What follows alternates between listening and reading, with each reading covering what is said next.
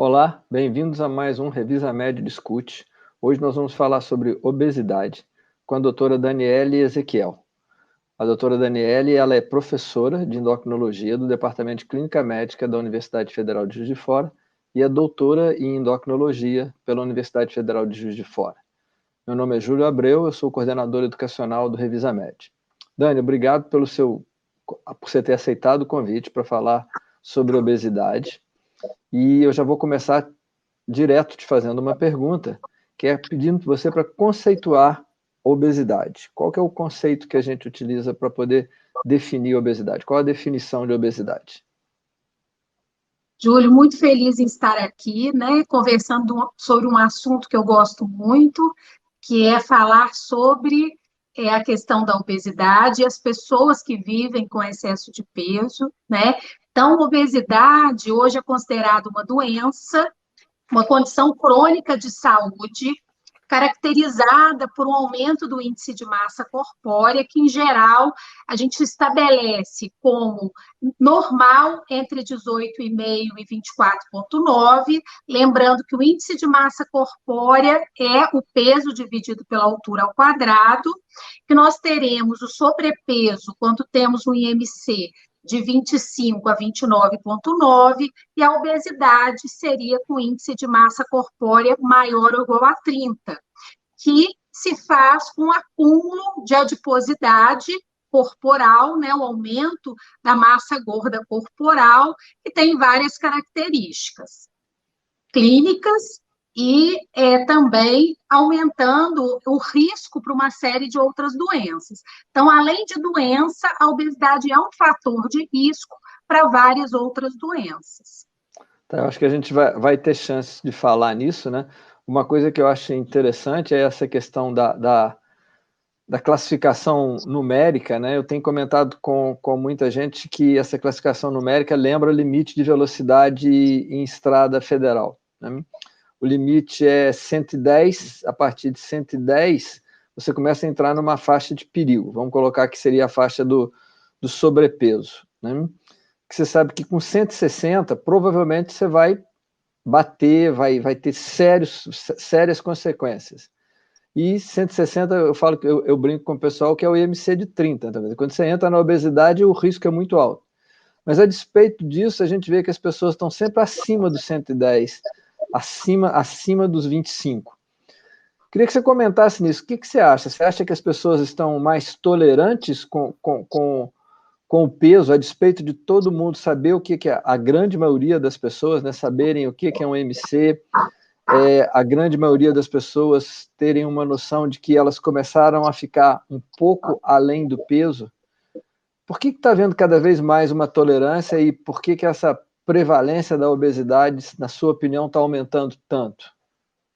Então, a gente vive, Júlio, ao meu ver, uma ambiguidade de situações. A gente vive num ambiente obesogênico, né? A gente tem uma oferta de alimentos de alta densidade calórica, palatáveis e muitas vezes com custo mais baixo, e temos, paradoxalmente, uma exigência de uma condição de um corpo perfeito, que muitas vezes é divulgado na mídia, né? Então, as pessoas vivem esses dois polos, essas duas influências, né?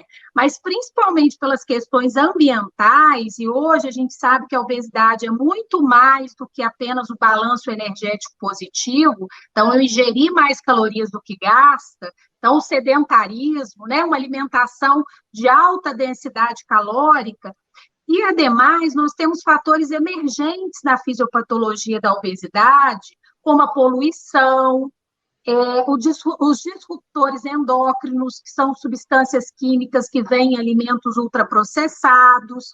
A gente tem um ambiente termoneutro do ar-condicionado. Então, várias outras questões, a questão do sono. Hoje sabe-se que quem dorme menos tem mais risco de ter obesidade.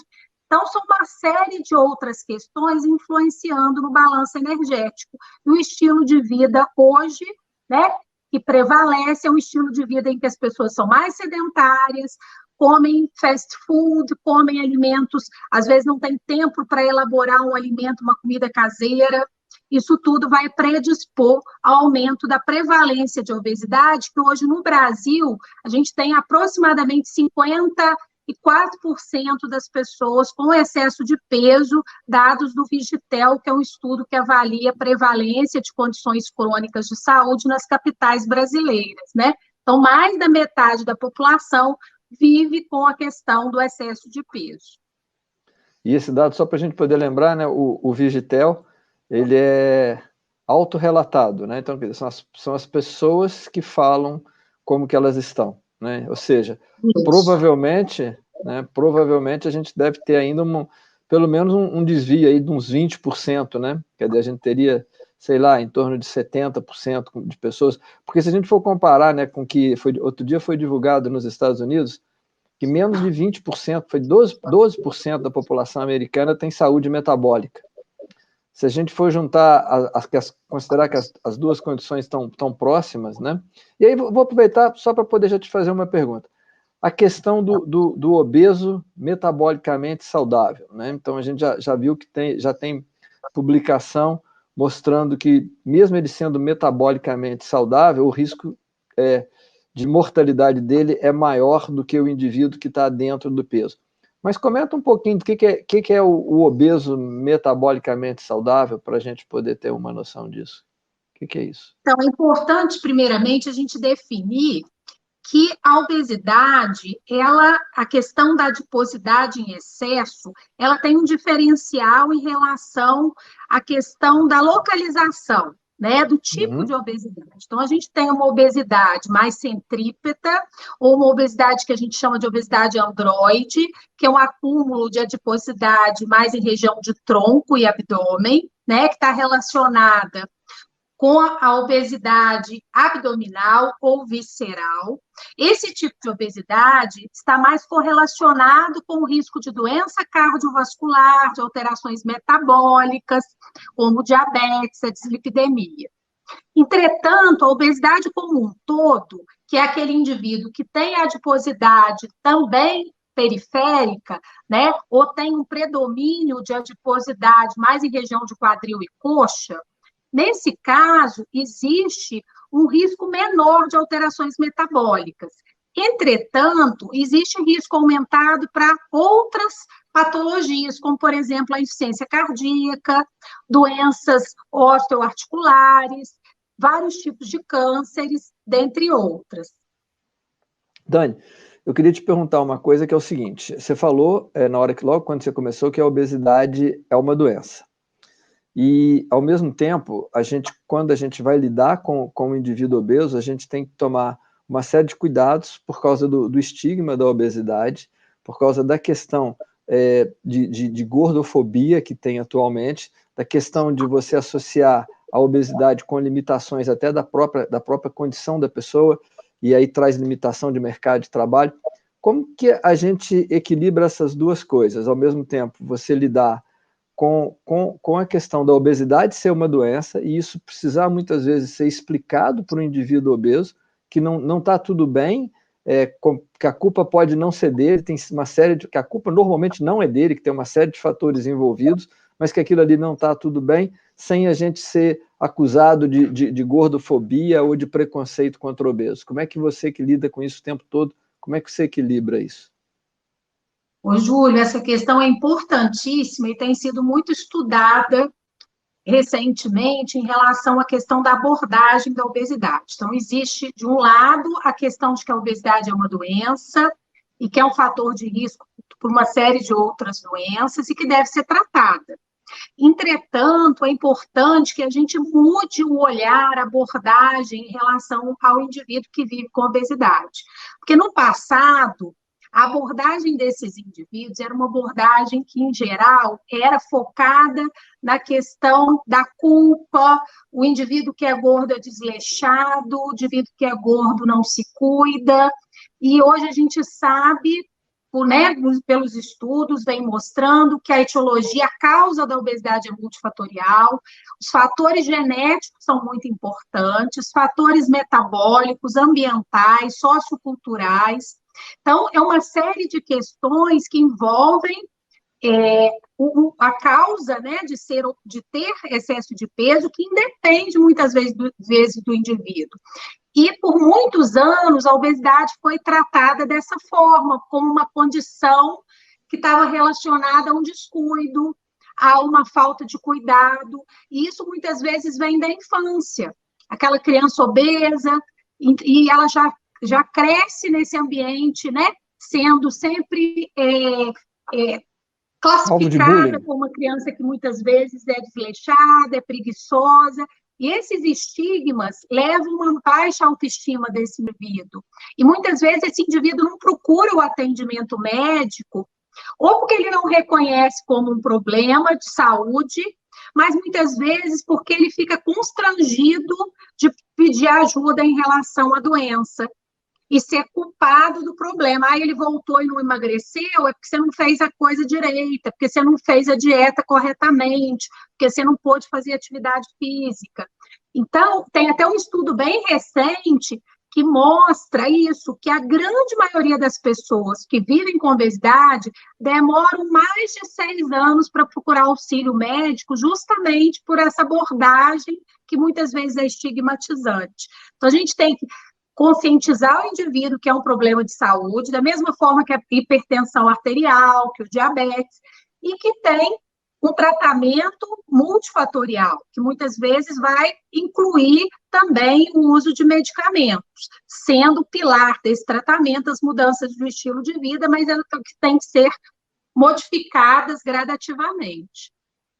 Você acha que o próprio fato como os médicos não são um extrato populacional completamente separado da população, né? Eles fazem parte da população como um todo, e aí a gente vai ter também, isso é uma luta que eu sempre tive no meu contato com os alunos, com colegas, a questão dos hábitos de vida, né? Da questão do exemplo que você dá, né? A gente já começando, né, na questão da pneumologia, de ser inadmissível que um médico seja tabagista, né? Mas considerando que tudo isso pode acontecer, e considerando também as mesmas dificuldades do tabagismo. Então, tirando esses aspectos, a gente também vê que a obesidade tem aumentado, a obesidade e o sedentarismo e hábitos inadequados, né, de vida, têm cada vez mais sido frequentes também entre os médicos.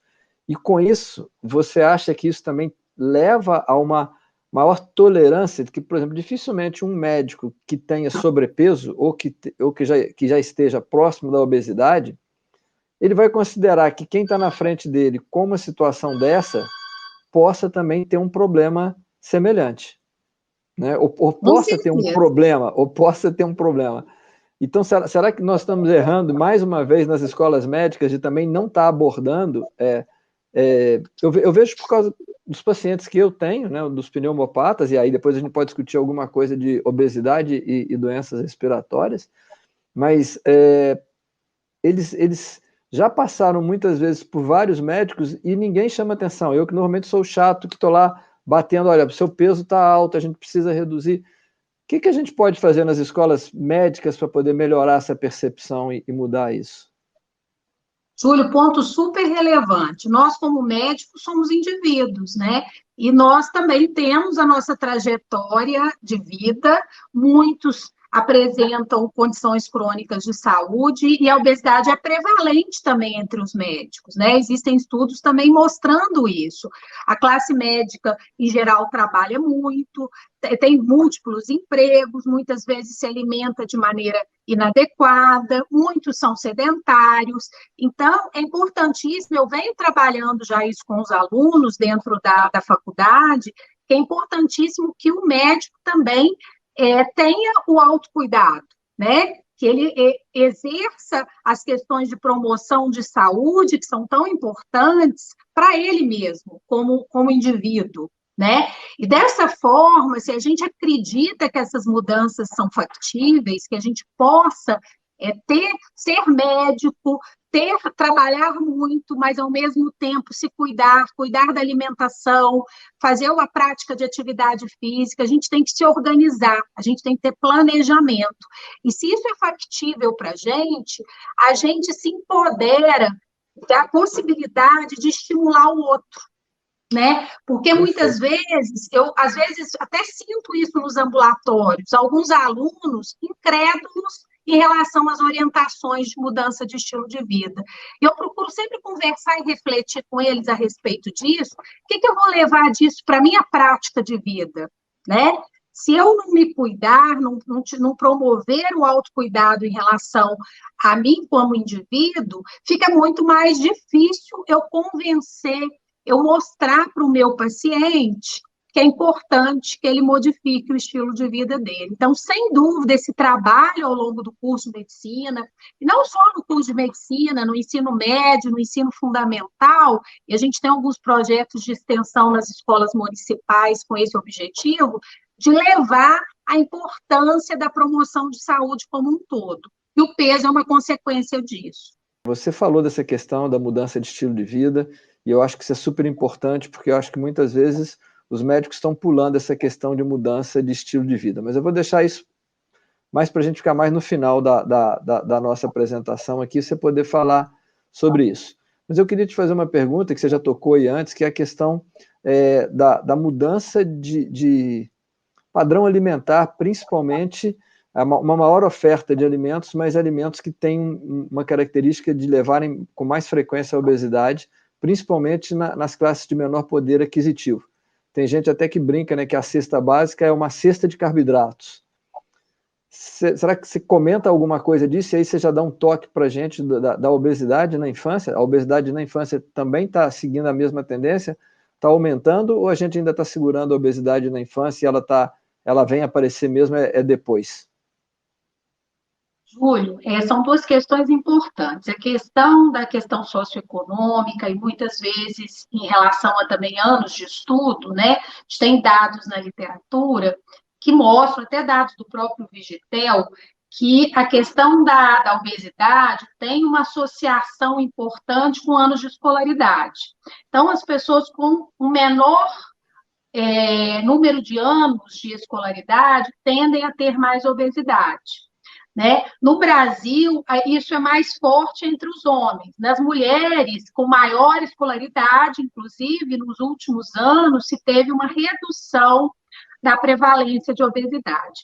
Então, essa questão da obesidade vem em ascendência, exceto nas mulheres com alta escolaridade. Então, existe, sim, uma questão relacionada à escolaridade e maior prevalência de obesidade, e também a nível socioeconômico. Nós temos que os alimentos hoje, né, que estão nas prateleiras do supermercado e que duram mais tempo nas nossas casas, são os alimentos ultraprocessados e processados.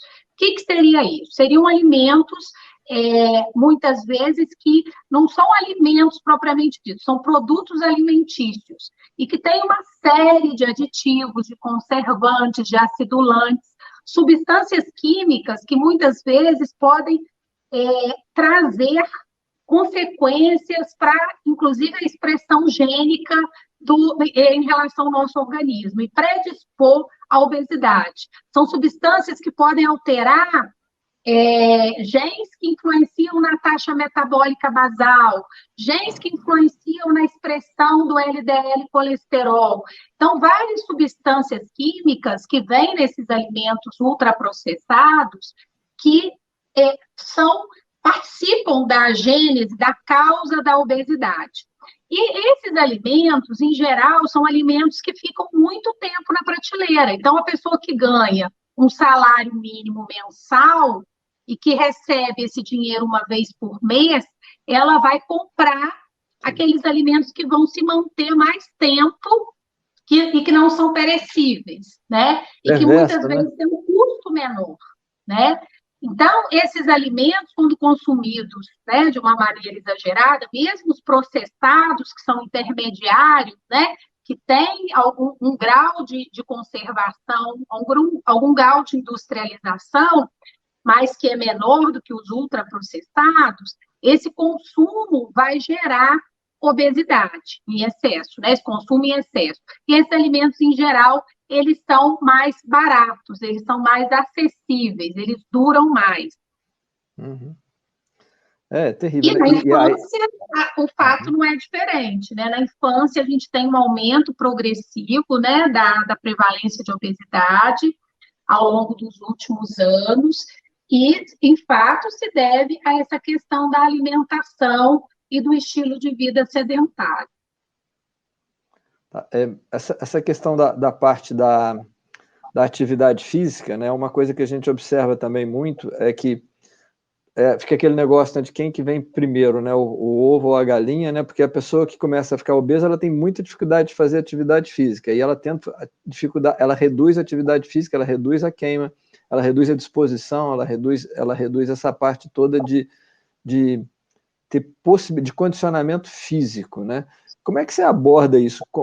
Você que lida com pessoas que são obesas, como que esse obeso vai começar a atividade física se a gente sabe que o risco de lesão dele é muito grande?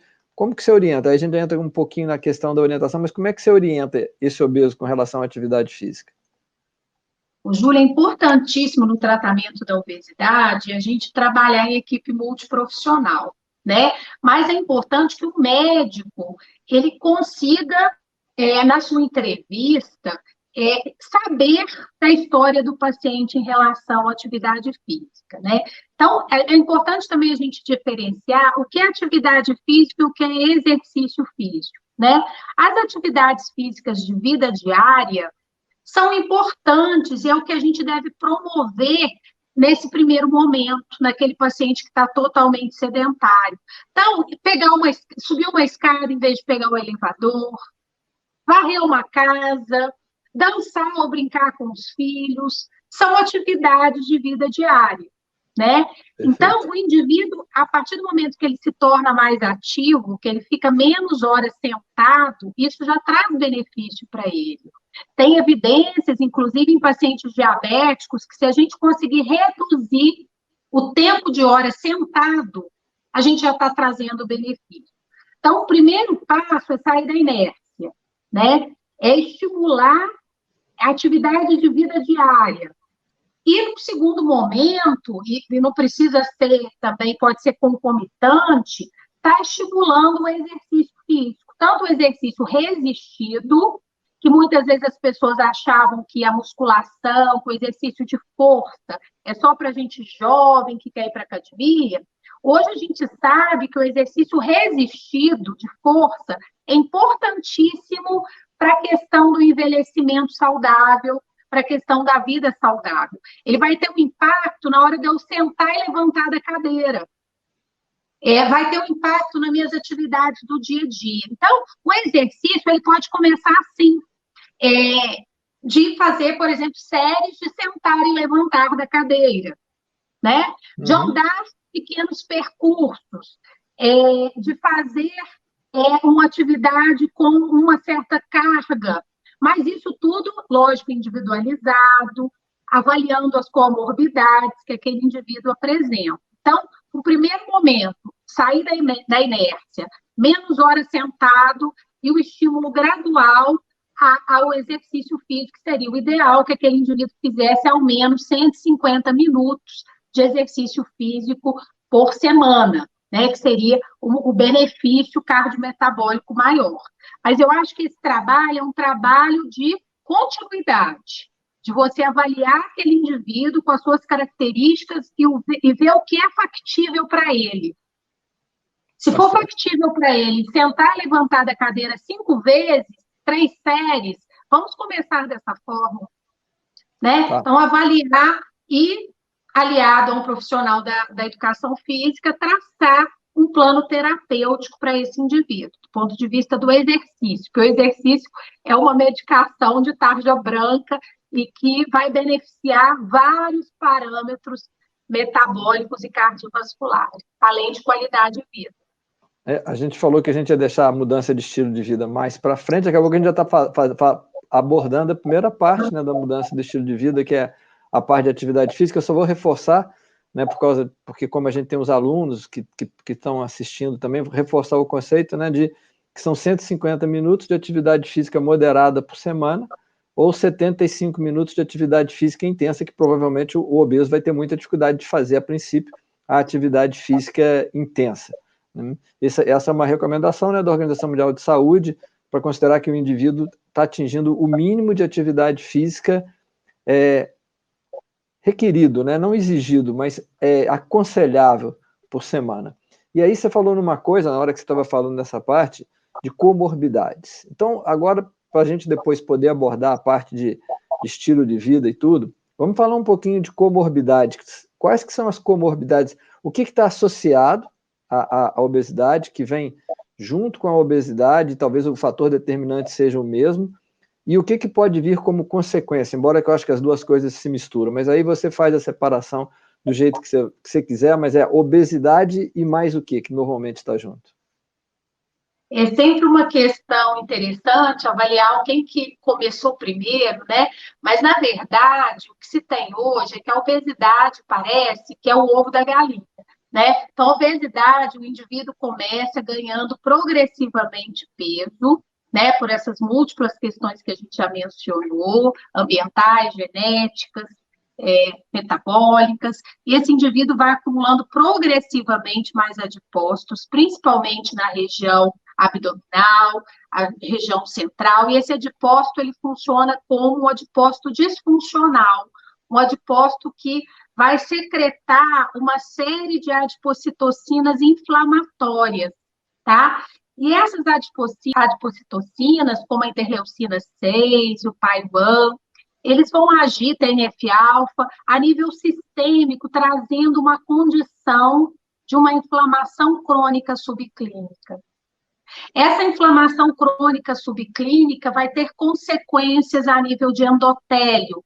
Então, isso explicaria o aumento do risco de doenças arteriais coronarianas e doenças cardiovasculares nos indivíduos com obesidade.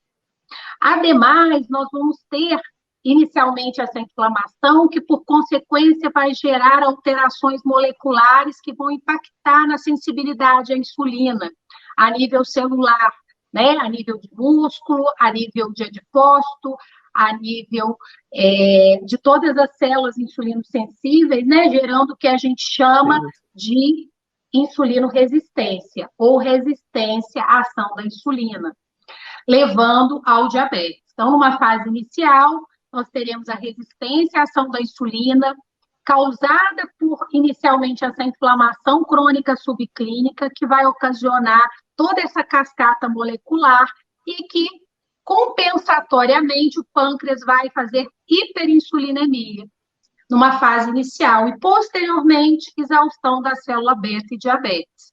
Essa grande associação entre obesidade e diabetes tipo 2. Ademais, outras situações como as neoplasias, existem vários estudos experimentais e mesmo clínicos mostrando uma correlação entre resistência à insulina e vários tipos de cânceres, como os cânceres de mama e endométrio na mulher, tumores de aparelho digestivo relacionados à obesidade e à resistência à insulina. Temos outras doenças, como a síndrome obstrutiva da apneia do sono, que também tem correlação com as doenças cardiovasculares. À medida que ganhamos peso, vamos apresentar aumento dos níveis pressóricos, então a íntima correlação entre obesidade e hipertensão arterial sistêmica. Outra doença que recentemente se correlaciona de maneira independente com a obesidade é a doença renal crônica. Existem estudos mostrando que a obesidade per se, independente do diabetes e da hipertensão, que sabidamente são as principais causas, mas hoje a gente sabe que a obesidade per se é fator de risco independente para a doença renal crônica. Então, são múltiplas condições de saúde, e não só condições da saúde física, mas também da saúde mental. Hoje, a depressão também é considerada uma doença inflamatória, ela também tem esse aspecto, esse substrato biológico, e que a obesidade pode estar correlacionada a quadros depressivos, a própria doença de Alzheimer, por conta do depósito de amiloide, que existe uma relação com a resistência à ação da insulina, o depósito de amiloide. Então, são múltiplas condições de saúde que são a obesidade é também fator de risco para tais condições. Ou seja, eu estava pensando aqui, qual que foi o órgão que você esqueceu de citar, né? Já que você citou quase tudo, né? Você citou mais ou menos o pulmão por causa da apneia, mas aí eu vou te acrescentar, olha só, a asma a asma de pior prognóstico, ela está muito associada à obesidade. A obesidade se associa no paciente que tem asma, justamente por causa do que você falou, da questão inflamatória, a uma pior condição. Então, todas as asmas, não todas, né? A gente nunca na medicina pode falar o danado do todas, né? Mas a grande maioria das asmas graves tem obesidade associada. E o paciente que tem obesidade, que tem doença pulmonar obstrutiva crônica, é a mesma situação, que a DPOC também é uma situação de inflamação subclínica. E ainda tem mais uma situação, que é a questão mecânica, porque quando você sobe o diafragma, você traz uma doença restritiva. Então, quer dizer, o pulmão também entra muito nessa brincadeira, e tem a questão toda da COVID, né, que é a doença respiratória do momento, e que a gente está vendo que a COVID se associa com um pior prognóstico na obesidade. Você quer comentar alguma coisa disso, que a gente tinha deixado talvez para falar disso mais para frente? Você quer comentar alguma coisa de obesidade e COVID, ou você acha que a gente não precisa comentar isso agora? Não, eu acho importante, Júlio, só para lembrar um outro órgão, antes de falar do COVID, que eu esqueci, que é importantíssimo, que é o fígado. Né? Fígado, a gente tem a doença hepática gordurosa não alcoólica, que hoje é considerada o principal fator de risco para a cirrose hepática nos Estados Unidos, em que eles têm uma casuística mais documentada, né?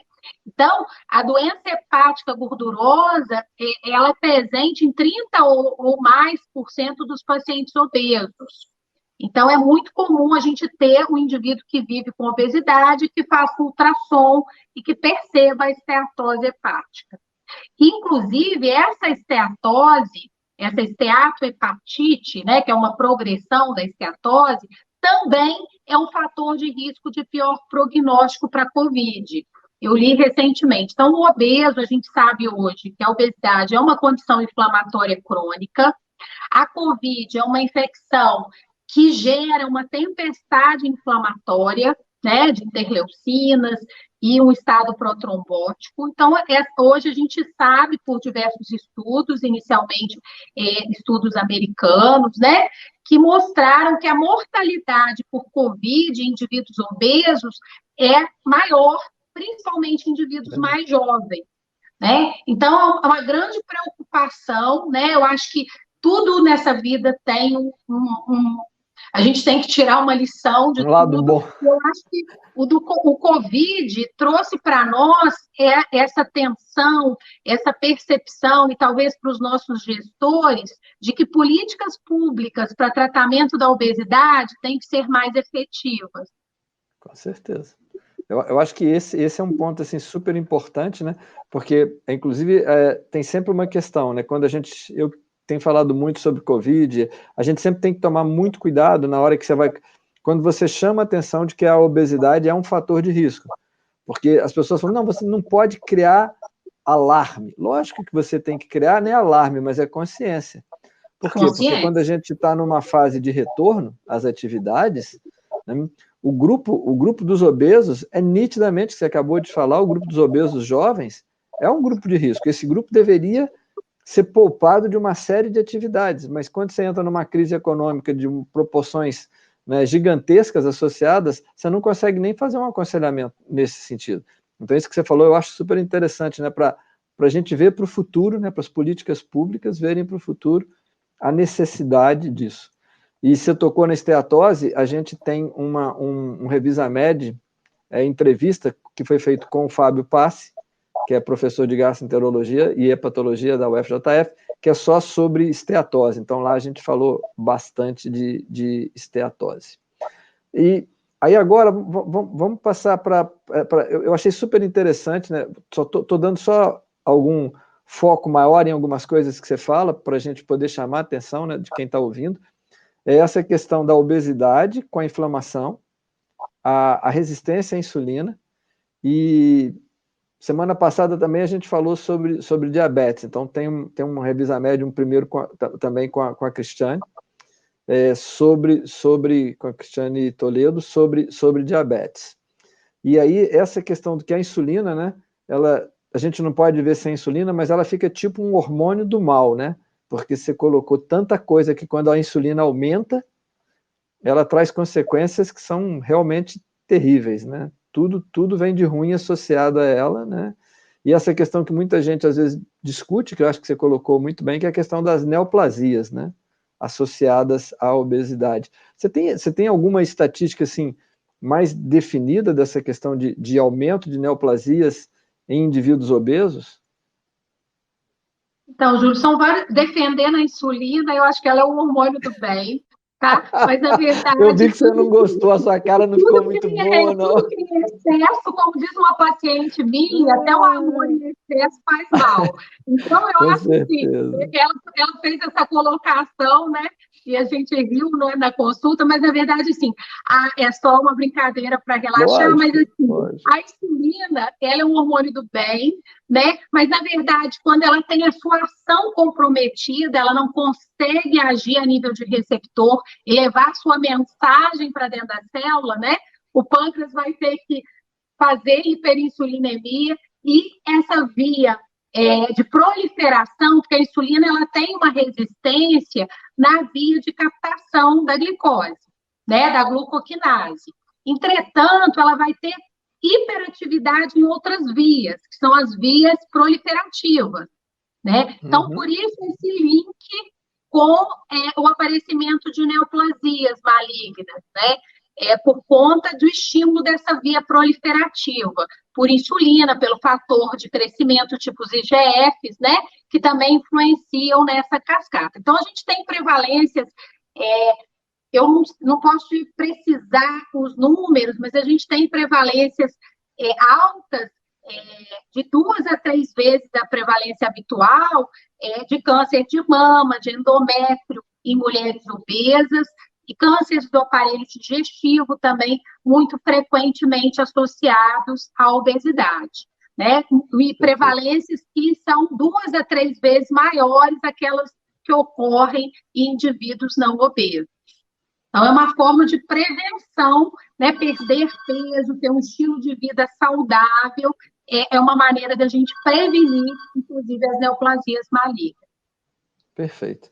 Agora, para a gente poder começar assim, a discutir alguma coisa, entrar um pouquinho para o lado da abordagem de tratamento, a gente já falou um pouquinho na questão da mudança de hábito de vida com atividade física, e a questão da mudança do hábito diretamente relacionado, que é o da ingesta alimentar, da composição da ingesta alimentar.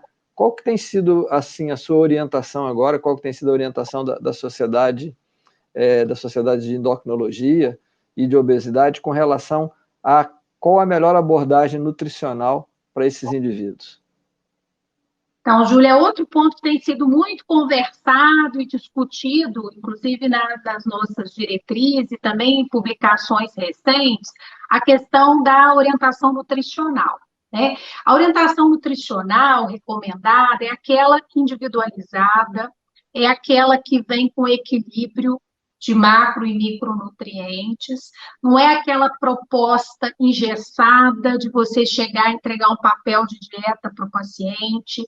É importante que a gente faça um recordatório alimentar daquele indivíduo, que a gente conheça um pouco das condições socioeconômicas, das preferências daquele indivíduo, e que a gente possa adequar um plano alimentar que seja factível. Porque não adianta eu chegar para o indivíduo e orientar uma dieta super restritiva ou uma dieta que ele não tenha condição de adquirir aqueles alimentos. Então, o primeiro passo da orientação nutricional é a individualidade. Isso, você escutando o seu paciente, fazendo uma entrevista, um recordatório alimentar bem adequado. E, a partir daí, a partir desse recordatório, você tentar pactuar com o paciente, isso precisa ter empatia, precisa ter uma relação de confiança entre o médico e o paciente, de que o paciente possa modificar hábitos que são deletérios, por exemplo, o consumo de refrigerantes. Então, é muito comum a gente traçar metas. Então, o que o senhor pode fazer ao longo desses próximos 3 meses em benefício da sua saúde? Então, eu posso tirar o refrigerante, eu posso evitar tomar suco de caixinha, tomar suco de pozinho, eu posso tentar comer 3 frutas por dia. Então, esse é o meu planejamento. Tecnicamente, a gente teria que subtrair em torno de 500 calorias do roteiro nutricional atual daquele indivíduo, tá? Ou fazer cálculos por quilo de peso, que hoje em dia a gente está mudando um pouco essa visão, como eu disse, a gente não tem aquela visão tão engessada do passado, de calcular, por exemplo, o indivíduo quer perder peso, eu vou calcular 20 a 25 calorias por quilo de peso ideal. Então, eu vou propor uma dieta de 1.200 calorias, divididas em aproximadamente 40 a 60% de carboidratos, 20 a 30% de proteína, e o restante de gorduras polimonossaturadas. Então, a gente saiu dessa coisa muito engessada, e hoje a gente tem algumas regras, né? Logicamente que a alimentação ela tem que ser variada, ela tem que ser diversificar os macro e micronutrientes. A gente tem propostas de dietas com teor de carboidrato em torno de 40%, 45%. Então, você vai individualizar. Sempre estar atento à ingesta proteica, porque muitos indivíduos obesos que fazem dietas muito restritivas e emagrecem, muitos deles perdem massa muscular. E, muitas vezes, quando voltam a engordar, que é o famoso efeito sanfona, eles ganham gordura e já perderam músculo. Então, a gente cria um quadro de obesidade sarcopênica. Então, é muito importante a gente atentar à ingesta de proteína dos nossos pacientes. Então, observar se eles estão ingerindo, no caso, leite, derivados. Hoje, com essa questão de dieta sem lactose, né, que pode ser indicada, mas como eu disse, individualmente, não para todo mundo, pode dificultar a ingesta de cálcio, principalmente nas mulheres. Então, tudo a gente vai ter que avaliar. O carboidrato, a proteína, nem toda gordura é ruim, a gente precisa de gordura para sobreviver, né? Então, a gente vai evitar as gorduras esterificadas, as gorduras trans, as gorduras sintetizadas, né, em laboratório, que seriam as gorduras dos alimentos ultraprocessados. A gente vai evitar o consumo excessivo de gorduras saturadas, né, que são as gorduras da carne gorda, dos alimentos embutidos, do presunto, mas a gente vai ter as gorduras boas, de contrapartida, que são as gorduras das castanhas, a gordura do azeite, a gordura da linhaça. Então, a gente tem que equilibrar todos esses macronutrientes. O macronutriente, lembrando, é o carboidrato, a proteína e a gordura, né?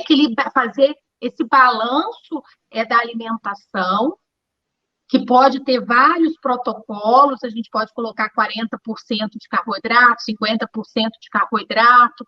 Existem dietas low carb que tem, mas a gente em geral, não aconselha dietas com restrição muito importante de carboidratos a menos de 35% do valor energético total da dieta. As dietas que têm muito baixo grau de carboidrato, elas podem ser prejudiciais em alguns aspectos, elas são indicadas de maneira muito criteriosa e sempre com acompanhamento médico, tá? As dietas cetogênicas. Então, existem vários tipos de dieta, né, que devem sempre ser orientadas pelo médico e, de preferência, pelo nutricionista.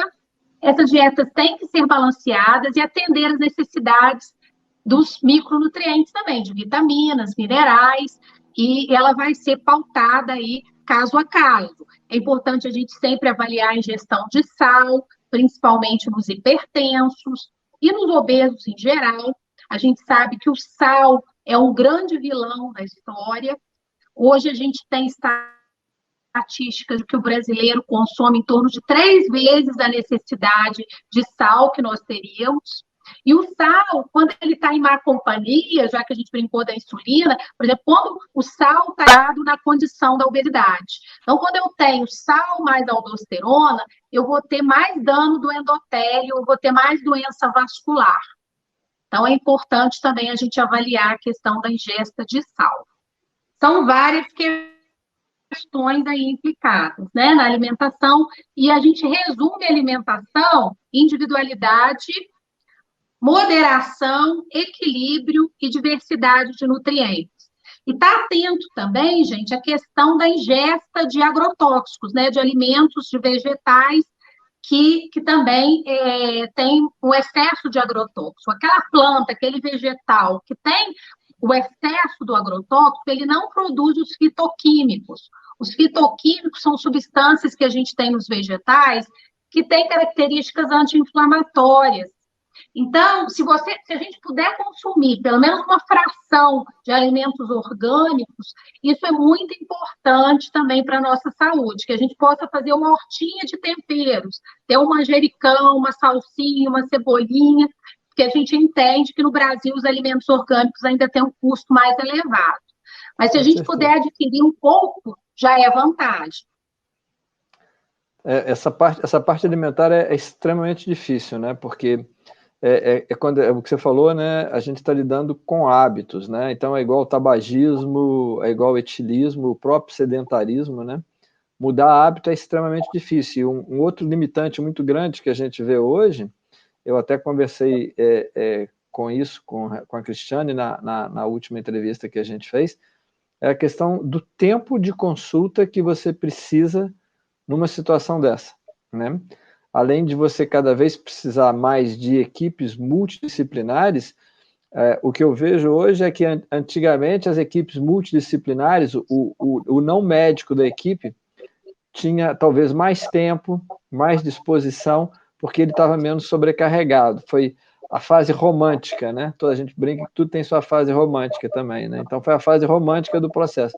E hoje a gente vê que às vezes esses profissionais que são os de apoio, os multiprofissionais, né, entrando nutricionista, educador físico, fisioterapeuta, eles estão tão demandados quanto os médicos.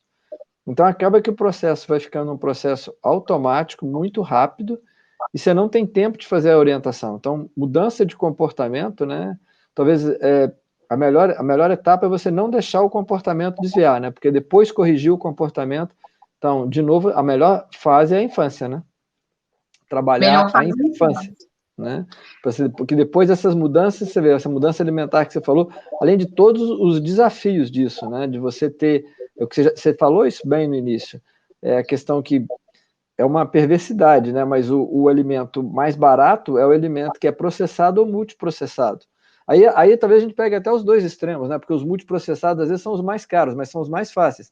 A pessoa vai lá e já vai comprar um carboidrato, que além de tudo é um carboidrato multiprocessado, é aquela pizza que vem pronta, é a lasanha que vem pronta, né? É o embutido que tá cheio de coisas, que você falou, cheio de produtos químicos, né? Muito açúcar associado, né? Por causa do xarope de milho. Então é realmente um desafio, né? Aí com tudo isso, outro dia eu vi uma charge muito interessante que eram duas janelinhas de balcão, você já deve ter visto essa charge com certeza, e num balcão estava escrito cirurgia e medicamentos, e aí tem uma fila enorme na frente desse balcão. Na outra está mudança de estilo de vida, e ali está totalmente vazio, né? Ou seja, é muito difícil. E medicação, a gente tem ainda uns 5 minutinhos, você quer falar alguma coisa? Se vale a pena medicar esses pacientes, ou se não vale a pena? Ou se a gente está indo para o lado que é muito mais fácil? Como que fica essa situação da medicação, que é o que quase todo obeso quer, né? E às vezes ele mistura medicamento de diabetes, que é para diabetes, mas que faz perder o peso. Dá um plazinho pra gente aí, que você consegue falar em 5 a 10 minutos. 5 minutos. Então, Júlio, voltando à questão, as mudanças são dentro de metas factíveis. Então, vamos trabalhar com o paciente etapas, steps, tá? Então, a gente não vai propor uma mudança de tudo isso que eu falei numa única consulta. Nós vamos traçar steps. Então, a gente vai parar de beber refrigerante nessa consulta, na outra a gente vai melhorar a ingesta de vegetais, e a gente vai fazendo esse trabalho de formiguinha, que no final a gente consegue ver bons resultados. E a gente sabe que perdas de 5, 10% do peso são positivas do ponto de vista de vários parâmetros metabólicos e clínicos. Em relação ao tratamento da obesidade, ele é também multifatorial. Da mesma forma que existe o tratamento para o diabetes, para a hipertensão, hoje, muitas vezes, a gente vai precisar usar o tratamento medicamentoso. Então, os critérios de recomendação são aquele paciente que tem um índice de massa corpórea maior ou igual a 30, ou maior ou igual a 27 com comorbidades, e que tenha feito as mudanças de estilo de vida por 3 meses, não tem alcançado perda de pelo menos 5% do peso inicial. Então, nós vamos indicar terapia farmacológica. Hoje, no Brasil, a gente tem 3 medicações liberadas pela Anvisa: a azibutramina, o Orlistat e a liraglutida. Infelizmente, a gente não tem nenhuma dessas medicações disponível no Sistema Único de Saúde. Dessas medicações, a azibutramina age na recaptação da serotonina e também na recaptação de noradrenalina. Ela é um sacietógeno, mas ela é contraindicada em indivíduos acima de 60 anos e com doenças cardiovasculares. O Orlistat é uma medicação que age na absorção das gorduras, inibindo a lipostatina e aumentando a excreção de gorduras em torno de 30% do que foi ingerido. O principal efeito adverso é a esteatorreia, o poder de aumento, de perda, do delta de perda de peso, quando se compara com placebo, é em torno de 3%, então a perda de peso com Orlistat, ela é moderada, mas ele tem um impacto na saúde metabólica interessante, ele ajuda no controle da glicemia e dos lípides, e reduz a pressão arterial. A liraglutida é uma medicação mais recente, a forma de administração dela é injetável por via subcutânea, é uma medicação muito eficiente, a perda de peso, ela se mostrou segura nos estudos, do ponto de vista cardiovascular, entretanto, é uma medicação ainda extremamente cara, né? Então, a gente tem essas possibilidades de medicações para tratar a obesidade, e que são medicações que foram estudadas, que têm estudos de segurança e eficácia, e a gente ainda trabalha com esse mito e esse preconceito do passado em relação ao tratamento da obesidade, porque a obesidade foi muito maltratada por muitos anos, né, com medicações sem evidência, que não eram seguras, com fórmulas manipuladas. Então, hoje, as pessoas às vezes têm essa percepção de que tratar a obesidade é não, porque não deu certo a mudança do estilo de vida, então eu vou ter que dar remédio, como se fosse uma situação de frustração, tanto para o médico quanto para o paciente. Mas, na verdade, o tratamento medicamentoso, ele pode ser um auxiliar nesse contexto todo das mudanças do estilo de vida, sabendo que a obesidade é uma condição multifatorial e que não depende só da questão de fechar a boca e fazer exercício. Existem outras variáveis envolvidas, inclusive a questão genética e epigenética, né, que é o ambiente influenciando na expressão gênica. Excelente. Eu queria só te perguntar uma coisa mais, uma última questão para a gente poder estar encerrando. Qual que é a sua taxa de sucesso com mudança de estilo de vida? Qual que é o percentual que consegue ficar com mudança de estilo de vida, que atinge essa meta da mudança do estilo de vida, de pessoas que procuram, né, um serviço para tratamento de obesidade? Quantos por cento tem sucesso nisso e o resto que tem que passar para a medicação? E como você falou que as medicações não são disponíveis para o SUS, né? Então, quer dizer, na hora que a gente dá uma noção de qual que é o percentual de sucesso na mudança de estilo de vida, a gente já vai ter uma noção também de qual que é a persistência na população que tem um poder econômico mais baixo, de persistência da obesidade, e aí esse custo vai ser muito maior, né, porque vai ser ao longo de vários e vários anos.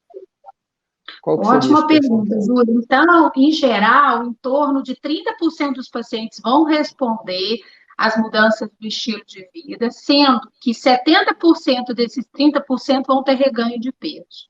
Então, a obesidade é uma doença crônica, com alta taxa de recidiva, que, na grande maioria das vezes, teria indicação de tratamento farmacológico na manutenção do peso, né? Na verdade, existem estudos em que essas mudanças de estilo de vida tiveram um acompanhamento mais próximo, não foi simplesmente, vamos diminuir a ingesta, vamos fazer um exercício numa consulta rápida, e sim um tratamento intensivo, né?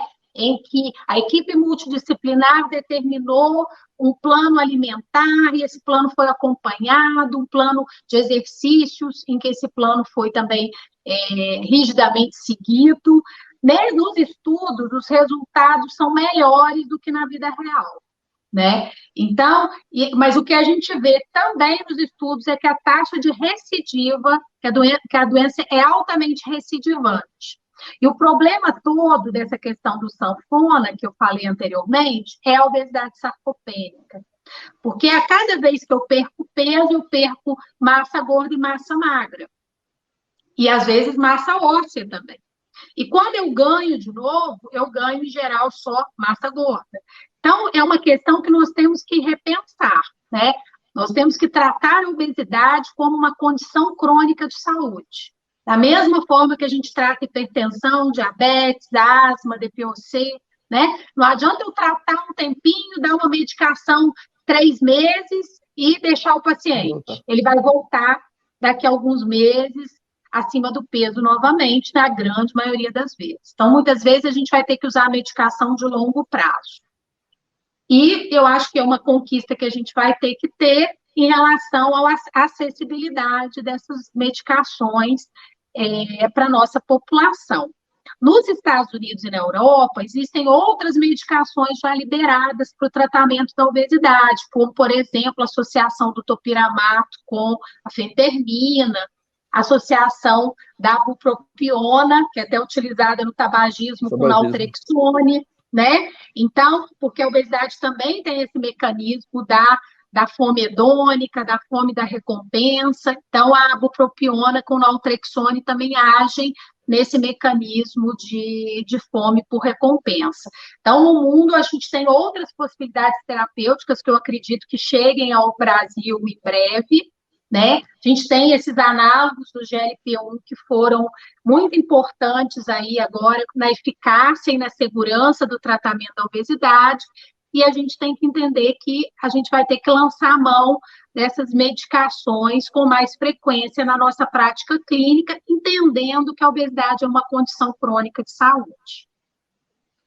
Excelente. Eu acho que a gente conseguiu dar uma visão geral, né, nessa hora, em torno de 1 hora.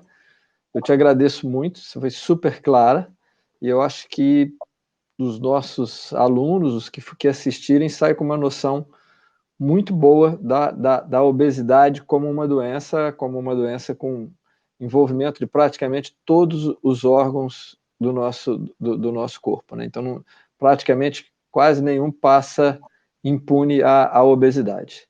Daniele, muito obrigado pela sua participação. Foi ótimo participar, Júlio. Muito obrigada pelo convite. Até a próxima. Até a próxima.